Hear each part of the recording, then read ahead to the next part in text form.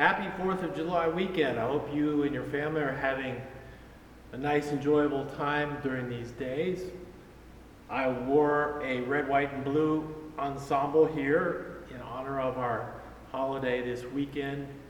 I'm not sure if the camera picks up the white shorts, but I hope you enjoy the pieces that celebrate the lives of Luke and Andrew. Last week, Luke, and this week, Andrew Hathaway's high school graduations.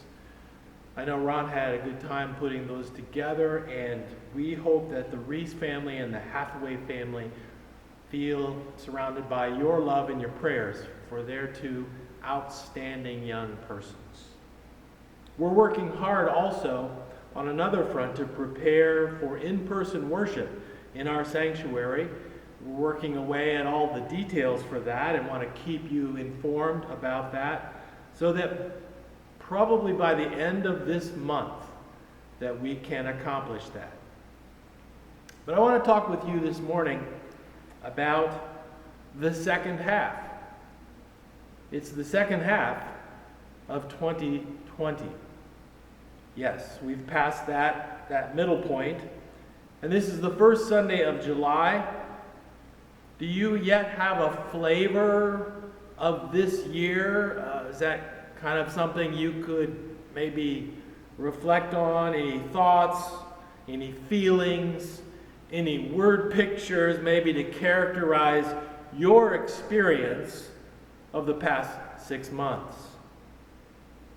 A few weeks ago, in a sermon that I preached on the bed of a trailer out in the parking lot on our drive-in Sunday, I said that the combination of the coronavirus 19, the quarantine, and the ever-changing plans to accommodate the COVID-19 situation, coupled with the killing of the black man, George Floyd, and the subsequent unrest, organized and disorganized public reaction, the growing cry for a social response, was a lot to process. There's so many moving parts in both of those historic, never to be forgotten events. Do you go through a day in this first half of the year not having a thought or a worry or a frustration over some of these things that weren't even in our imagination on Christmas morning in 2019? Has this year got your attention yet? Can anything good come out of this year? What's salvageable? What might a new normal look like? These and other such exhausting thoughts are sending us to bed each night weary. And here's a thought that I confess pushes me a little bit over the top in terms of weariness and feeling overwhelmed, and that is, what opportunity is being created in this situation? What is the good that will come from all of this, and how can I greet it? How can I coax it forward? How do I prepare for it? And I say that confessionally because I full well know that that's the way Christians talk. That's where large-size faith is heading, mitigating the pain of those hit hardest by the issues of 2020, including our families, including our lives, our church, our communities.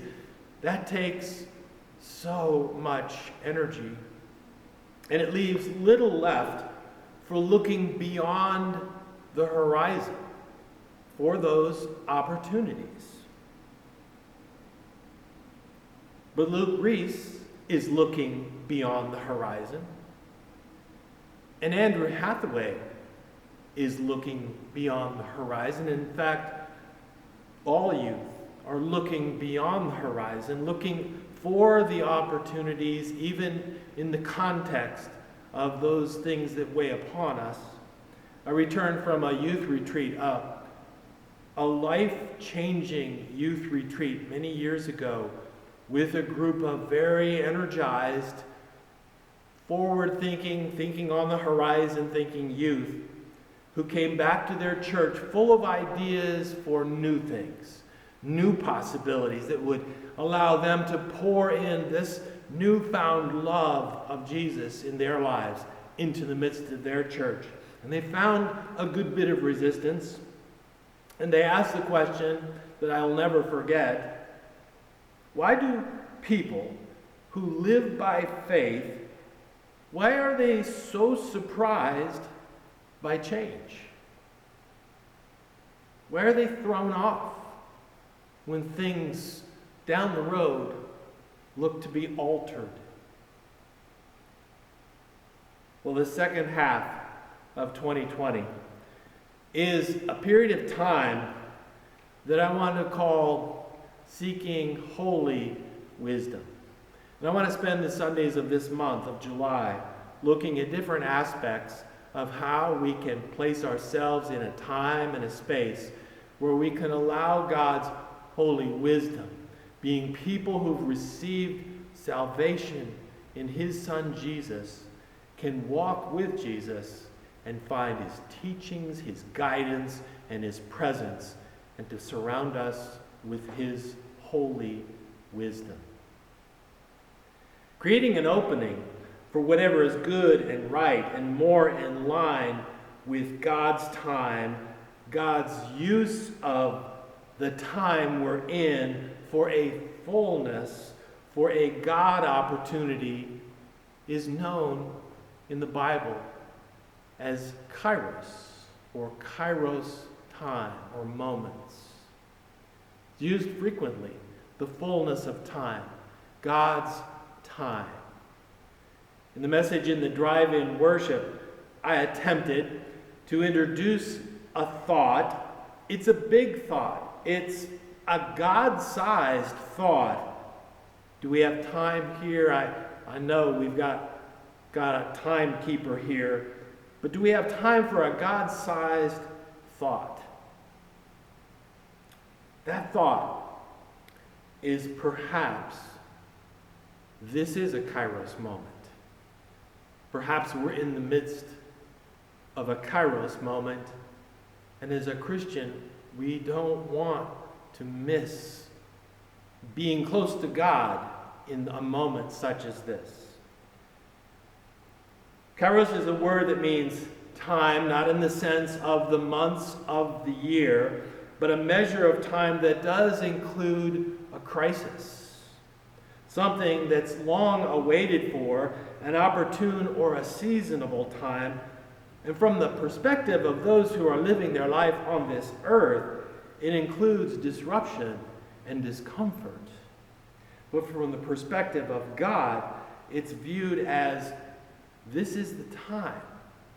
This is a moment that ushers in more of God's hope for the earth and its people. Back in 8 years or so ago, there was a game, a video game, that was available for use as an app called Dragon Veil. And it introduced the character Kairos, the legendary dragon of time who lives on the perch of Kairos. And that was an image drawing on the ancient Greek roots of that word. The blue and gold dragon can magically bend and accelerate time, enabling the players of this video game to perform key game actions more quickly. Sort of a wrinkle in time. Kairos has very little to do with did God cause this or that to happen.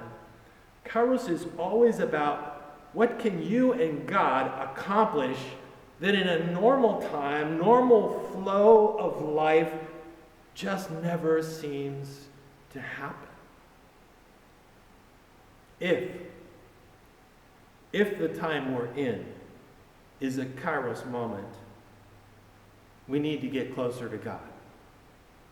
If we allow God to get into this moment right now at the hinge of this chronos time, or our 6-month point in the year, 6 months in, 6 months to go, if we want to complete this part of our journey saying, in spite of my frustration, in spite of my sadness, in spite of the loss, my inconveniences, the true painful sacrifices, I choose to get, as I would imagine it in my mind, on bended knee, or as my wife would put it in her mind better, to be lying on the bed contemplating God in her life, or however you would choose to describe creating the time and the space each day for God and God's holy wisdom to be close to your thoughts,